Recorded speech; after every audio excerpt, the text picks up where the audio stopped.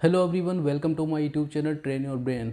तो जैसा कि एसएससी जे 2020 सीरीज में आज हमारा लेक्चर नंबर 9 होगा। अभी तक हमारा सब्जेक्ट बिल्डिंग मटेरियल चल रहा है और आज का जो टॉपिक है कंक्रीट है। कंक्रीट का पार्ट 1 मैंने ऑलरेडी अपलोड कर दिया है। आज हमारा पार्ट 2 होगा। तो पार्ट 1 में जो भी बेसिक्स क्वेश्चन थे वो मैंने सॉल्व कराए थे। आज के लेक्चर में हम देखेंगे कि क्यूरिंग क्या होती है, क्यूरिंग की इंपॉर्टेंस क्या होती है और क्यूरिंग कैसे होती है। इसके अलावा बात करेंगे कुछ इंपॉर्टेंट टर्म्स होते हैं जैसे कि सेग्रीगेशन क्या होता है, ब्लीडिंग क्या होता है, फ्लोटिंग क्या होता है, फिनिशिंग क्या होता है, ट्रॉबलिंग क्या होता है और स्क्रीडिंग क्या होता है। इस तरह के टर्म काफ़ी एग्जाम में पूछे जाते हैं। हर बार कुछ छोटी सी डेफिनेशन दी जाती है और पूछते हैं कि ये टर्म क्या होगा। तो वीडियो को मिस मत करना, एंड तक देखना। और अगर आपने अभी तक सीमेंट, ब्रिक, लाइम, एग्रीगेट के लेक्चर्स नहीं देखे तो उनको मैंने अपलोड कर दिया, उनका लिंक आपको डिस्क्रिप्शन में मिल जाएगा। और अगर आपने अभी तक मेरे चैनल को सब्सक्राइब नहीं किया तो प्लीज़ इसे सब्सक्राइब कर लो और बेल आइकन को भी प्रेस कर देना। So let's start the video. Now the question number 1, the objective of curing is not to. ये कह रहा है कि जो क्यूरिंग का ऑब्जेक्टिव होता है कौन सा नहीं होता है। पहला, prevent the loss of water by evaporation. दूसरा, reduce the shrinkage of cement. दूसरा, reduce the shrinkage of cement concrete. C, preserve the properties of concrete. D, reduce the strength of concrete. अब देखिए, जो हमें साफ साफ दिख रहा है कि reduce the strength of concrete, curing का जो ऑब्जेक्टिव होगा वो स्ट्रेंथ को इम्प्रूव करना होता है, ना कि रिड्यूस करना होता है। तो इसका आंसर होगा ऑप्शन डी। अब इसके अलावा देखिए ऑप्शन देखिए, prevent the loss of water by evaporation, तो वाटर को प्रिवेंट करता है, सही है ये वाला। श्रिंकेज को भी रिड्यूस करता है। इसके अलावा जो भी प्रॉपर्टीज होती हैं कंक्रीट को, उनको प्रिजर्व करता है। अब देखेंगे कि जो क्योरिंग का ऑब्जेक्टिव क्या होता है। देखिए, हमारे पास जो सीमेंट होती है, जो मोटार होता है, मेन उसका हाइड्रेशन होता है। जब उसका हाइड्रेशन होगा तब उसमें स्ट्रेंथ गेन होती है और हाइड्रेशन के लिए भी वाटर की रिक्वायरमेंट होती है। तो कंप्लीट हाइड्रेशन के लिए हमारे पास 38% वाटर होना चाहिए। 38% ऑफ वाटर की रिक्वायरमेंट होती है। वैसे 23 होती है, बट इसमें 15% एक्स्ट्रा ऐड करते हैं। ये क्यों करते हैं इसको मैंने सीमेंट वाले लेक्चर में कंप्लीट करा दिया है। तो 38% वाटर की रिक्वायरमेंट होती है। अब इसके बाद भी क्या होता है कि सपोज टेम्परेचर कभी ज़्यादा होता है तो उसमें एवापोरेशन होने के ज़्यादा चांसेस होते हैं। तो जो 38% होता है वो भी सफिशिएंट अमाउंट में फुलफ़िल नहीं हो पाता है। इसके लिए हमें अलग से एक्स्ट्रा वाटर की रिक्वायरमेंट होती है। तो जो एक्स्ट्रा वाटर की रिक्वायरमेंट होगी वो हम क्यूरिंग के थ्रू प्रोवाइड कराते हैं। अब क्या होता है कि हमारा जो सीमेंट होता है उसमें कुछ पोर्स होते हैं, इस तरह के पोर्स होते हैं। तो उनमें कैपिलरी एक्शन की तरह उसमें क्या होता है, पोर्स में कैपिलरी एक्शन होता है। तो कैपिलरी एक्शन से उसमें क्या होता है, पूरे सीमेंट सैचुरेटेड होती है। जब सीमेंट सही से, मतलब सीमेंट या फिर जो हमारा मोर्टार होगा वो अच्छे से सैचुरेटेड होगा तो वहाँ पे क्या होगा, हाइड्रेशन अच्छे से होगी। पहली चीज़, जब हाइड्रेशन होगी तो वहाँ पे क्या होगा, ड्यूरेबिलिटी इंक्रीज होगी उसकी। इम्परमेबिलिटी, अब देखिए इम्परमेबिलिटी मतलब परमेबिलिटी रिड्यूस हो जाएगी। क्यों? क्योंकि उसमें पहले जो वॉइड्स थे जिसमें वाटर स्टार्टिंग में था वो इवेपोरेट होके क्या हुआ था, वो वॉइड जो थे वैकेंट हो गए थे। लेकिन अब क्या होगा, जब ऊपर से वाटर ऐड करेंगे उसमें तो जो वॉइड्स होंगे वो कम्प्लीटली आपस में, इस तरह के अगर वॉइड होंगे तो आपस में चिपक जाएंगे। तो वहाँ पे कोई एक्स्ट्रा वॉइड्स नहीं बचेंगे। जब वॉइड नहीं बचेंगे तो उसके थ्रू वाटर सीपेज नहीं हो पाएगी। वाटर की, जब वाटर की सीपेज नहीं हो पाएगी तो मतलब कह सकते हैं कि उसकी परमेबिलिटी रिड्यूस हो चुकी है। तो बोलेंगे कि इम्परमेबिलिटी होगी कंक्रीट की। ठीक है। अब इसके बाद में श्रिंकेज को रिड्यूस कर देता है क्योंकि वॉइड्स नहीं बचेंगे। क्योंकि जब वॉइड्स नहीं बचेंगे तो क्या होगा, श्रिंकेज उसमें नहीं होगी, तो श्रिंकेज को भी रिड्यूस करता है। अब देखिए IS 456 क्या कहता है। IS 456 कहता है कि हमें OPC को 90% ह्यूमिडिटी पे 7 डे तक क्योरिंग करानी है। अगर हमारे पास OPC, उसको 90% ह्यूमिडिटी हमें देनी है उसको 7 डे तक, मतलब क्यूरिंग उसकी 7 दिन तक होनी चाहिए। उसके अलावा 10 दिन तक कब, जब उसमें कुछ एडमिक्सचर हमने ऐड किए हैं। अगर कुछ भी एडमिक्सचर ऐड किए हैं कंक्रीट में तो उसकी जो क्यूरिंग होगी 10 दिन तक होगी। अब आता है मेथड ऑफ क्यूरिंग। तो क्यूरिंग के मेथड क्या क्या होते हैं। तो आपने कई बार देखा होगा कि कई बार जब भी कंस्ट्रक्शन हो रहा होता है वहाँ पे पाइप से वाटर को स्प्रे कराते हैं, वो भी एक मेथड, तो उसे बोलते हैं sprinkling water on concrete surface. इसके अलावा क्या होता है, कई बार जो स्लैब होती हैं स्लैब के ऊपर इस तरह से सीमेंट को इकट्ठा करके उसमें पानी फिल कर देते हैं, वाटर फिल करते हैं, उसे बोलते हैं पॉन्डिंग मेथड। इसके अलावा क्या होता है, कुछ हमारे पास बैग्स होते हैं, बैग को भिगा के जो भी कंक्रीट सरफेस है उसके ऊपर डाल देते हैं, उसे बोलते हैं covering concrete surface with weight Ghani bags. उसके अलावा होता है स्टीम क्यूरिंग, जिसे यूज किया जाता है प्रीकास्ट कंक्रीट मेंबर्स के लिए। प्रीकास्ट कंक्रीट मेंबर जैसे कि हमारे पास जो भी मेंबर्स हमें ऑलरेडी अपने लैब में हमने बना दिया उसको साइट पे ले जाके यूज करना है। तो यहाँ पे पिक देखिए, इस तरह की पिक में आपने देख रखा होगा कि स्प्रिंकलिंग क्यूरिंग है यहाँ पे। Next question, curing period is minimum for concrete using. ये कह रहा है कि क्यूरिंग पीरियड जो होगा मिनिमम होगा कौन सी कंक्रीट के लिए।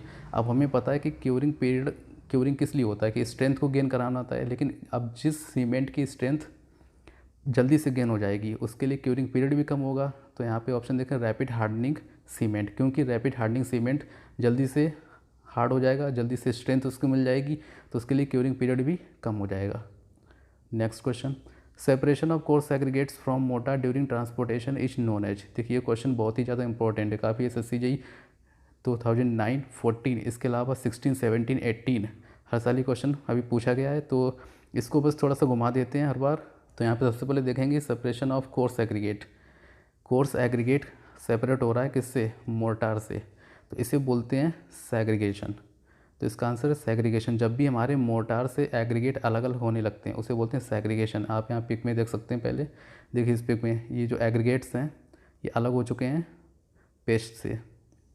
अब देखिए यहाँ पे सेग्रीगेशन जहाँ पे होता है कि हमारा separation of constituent material concrete, जैसे कि सीमेंट, सैंड, एग्रीगेट, ये कहाँ से? वाटर से अलग हो जाएंगे। क्यों? क्योंकि इनकी जो स्पेसिफिक ग्रेविटी होती है डिफरेंट होती है वाटर से, इसलिए ये अलग अलग हो जाते हैं। अब यहाँ पे टाइप्स देखें, कोर्सर एग्रीगेट सेपरेट हो रहे हैं, इसके अलावा पेस्ट सेपरेट हो रहा है कोर्स एग्रीगेट से, या फिर वाटर सेपरेट हो रहा है रेस्ट ऑफ द मटेरियल से। अब ये होता क्यों है? देखिए जब भी हमें अपनी कंक्रीट को प्लेस करना होता है, जो भी साइड है वहाँ पे जब हम कंक्रीट को डालते हैं तो एक हाइट होनी चाहिए, एक मैक्सिमम हाइट होती है 150 सेंटीमीटर की।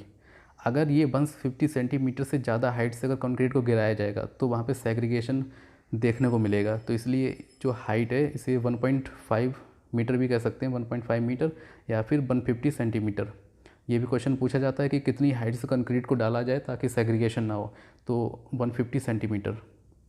अगला क्वेश्चन है, सेपरेशन ऑफ वाटर और water sand cement from a freshly mixed concrete is known as. अभी तक क्या था? अभी तक एग्रीगेट सेपरेट हो रहा था, अब यहाँ पे वाटर सेपरेट हो रहा है, तो इसको बोलते हैं ब्लीडिंग। यहाँ पे पिक में देखिए आप, इस तरह की एक स्लैब दिख रही है, इसमें कहीं कहीं पे ये वाटर दिख रहा है, ये क्या हुआ? सेपरेट हुआ है हमारे कंक्रीट से, तो इसे बोलते हैं ब्लीडिंग। अब यहाँ पे ब्लीडिंग क्या होती है? ब्लीडिंग में हमारा जो वाटर होता है कंक्रीट के ऊपर आ जाता है, सरफेस के ऊपर आ जाता है। क्यों? क्योंकि जो वाटर की जो स्पेसिफिक ग्रेविटी होती है वो बाकी मटेरियल से, जो भी एग्रीगेट उसमें यूज हो रहे हैं, उनसे कम होती है। इसके अलावा एक और टर्म होता है, वो होता है लाइटेंस। देखिए लाइटेंस में क्या होता है कि जो वाटर होता है, वाटर हमारा सीमेंट के साथ बाहर निकल के आता है, उसे बोलते हैं लाइटेंस। ये भी एग्जाम में पूछा गया कि लाइटेंस क्या होता है। लाइटेंस से वाटर सीमेंट के साथ ऐड होकर बाहर निकल के आता है, उसे बोलते हैं लाइटेंस। अगला क्वेश्चन देखेंगे, the operation of removing humps and hollows of uniform concrete surface is known as.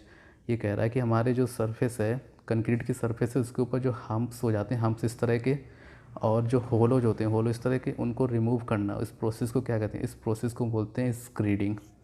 तो स्क्रीडिंग ऐसा प्रोसेस होता है जिसमें हम्प और होलोज को हटाया जाता है। ये सबसे पहला मेथड होता है। अब देखें यहाँ पे पिक में देखेंगे, पहले ये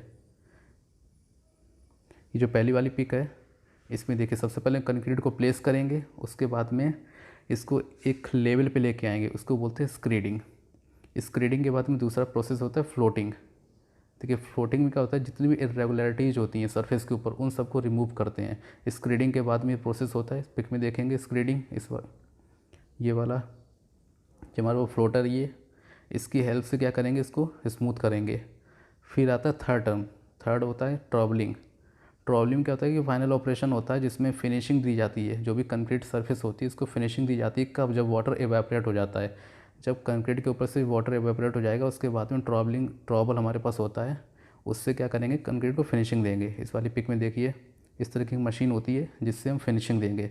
इसके बाद लास्ट ऑपरेशन होता है फिनिशिंग। वैसे फिनिशिंग कभी कभार सेकंड ऑपरेशन भी बोला जाता है, इसमें काफ़ी कन्फ्यूजन होती है क्योंकि जो फिनिशिंग होता है फ्लोटिंग होता है, लगभग एक ही जैसे ऑपरेशन होते हैं, लेकिन जो फिनिशिंग में हम काफ़ी स्मूथ फिनिशिंग देते हैं कंक्रीट को।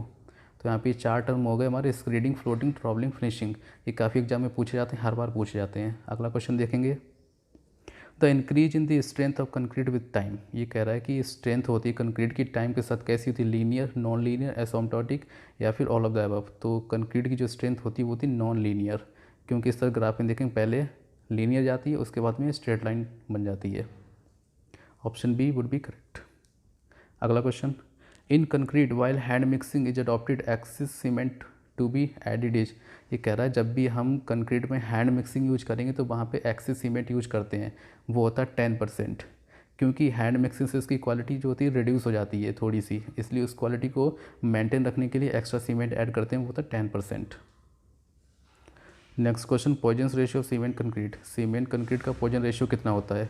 वो होता है 0.15। देखिए सीमेंट कंक्रीट का जो पॉइजन रेशियो होता है वो वेरी करता है 0.1 से 0.2 तक। तो यहाँ पे ऑप्शन है 0.15, तो आंसर वुड बी डी। अब यहाँ पे कुछ इंपॉर्टेंट पॉइजन रेशियो देखेंगे। जैसे सबसे पहले कॉर्क का, कॉर्क का होता है 0। याद रखो कि 0 सीधे पूछा किसका होता है, वो होता है कॉर्क का होता है। कंक्रीट का 0.1 से 0.2, कास्ट आयरन का 0.2 से 0.3, स्टील के लिए 0.27 से 0.3, एल्यूमिनियम के लिए 0.33 और परफेक्टली इलास्टिक रबर के लिए 0.5। तो यहाँ पे कॉर्क और रबर काफ़ी ज़्यादा इंपॉर्टेंट है। कंक्रीट हो गया और स्टील हो गया, स्टील भी बहुत ज़्यादा इंपॉर्टेंट है। अगला क्वेश्चन देखेंगे, modulus of elasticity for concrete improves by. ये कह रहा है जो मॉडुलस ऑफ इलास्टिसिटी होती है कंक्रीट वो कैसे इंप्रूव होती है। ऑप्शन देखें, shorter curing period, age, higher water cement ratio, या फिर सारे ऑप्शंस करेक्ट। अब देखिए इस तरह के क्वेश्चन में जहाँ भी हमें दिखता है ऑल ऑप्शंस आर करेक्ट, तो 90% चांसेस होते हैं कि एसएससी के क्वेश्चन में ऑप्शन डी करेक्ट हो जाता है। लेकिन तब भी हमें एक बार देखना चाहिए कि जो बाकी के ऑप्शंस हैं ऐसा तो नहीं कि उनमें कोई ऑप्शन गलत हो। तो यहाँ पे जो आंसर होगा हमारा वो है ऑप्शन बी। तो अगर हो सकता है कई बार इसका आंसर लोग डी टिक करते हैं, लेकिन उसके लिए देखना पड़ेगा सही से कि सारे ऑप्शन को देखना ज़रूरी होता है। अब देखिए एज कैसे होती है, इसके लिए पहले हम देखेंगे मॉडुलस ऑफ इलास्टिसिटी का फॉर्मूला। वो होता है E = 5000 रूट एफ सी के। एफ सी के होते हैं करेक्टरिस्टिक स्ट्रेंथ ऑफ कंक्रीट, यानी स्ट्रेंथ ऑफ कंक्रीट। अब जो स्ट्रेंथ होती है कंक्रीट की वो कैसे इंप्रूव होती है, वो होती है जितना ज़्यादा हम क्योरिंग कराएंगे स्ट्रेंथ इंप्रूव होती है। अब यहाँ पे कह रहा है शॉर्टर क्योरिंग पीरियड, तो ये तो गलत हो गया। दूसरा देखेंगे एज। अब जैसे जैसे एज बढ़ती है वैसे वैसे स्ट्रेंथ इंक्रीज होती है, तो ऑप्शन बी करेक्ट होगा। अब उसके अलावा हायर वाटर सीमेंट रेशियो। अब हमें पता है कि जैसे जैसे वाटर सीमेंट रेशियो हम बढ़ाएंगे वैसे वैसे स्ट्रेंथ उसकी रिड्यूस होती है, तो ऑप्शन सी इनकरेक्ट। तो केवल आंसर बचेगा ऑप्शन बी। अगला question, generally strength of concrete is considered negligible या फिर वेरी लो। अब ये तो काफ़ी कॉमन क्वेश्चन है कि स्ट्रेंथ होती है कंक्रीट की वो किस में स्ट्रॉन्ग होती है किस में नहीं होती है। तो कंक्रीट हमें पता है कि कंप्रेशन में सबसे स्ट्रॉन्ग होती है और टेंशन में सबसे वीक होती है, तो इसका आंसर हो जाएगा ऑप्शन बी।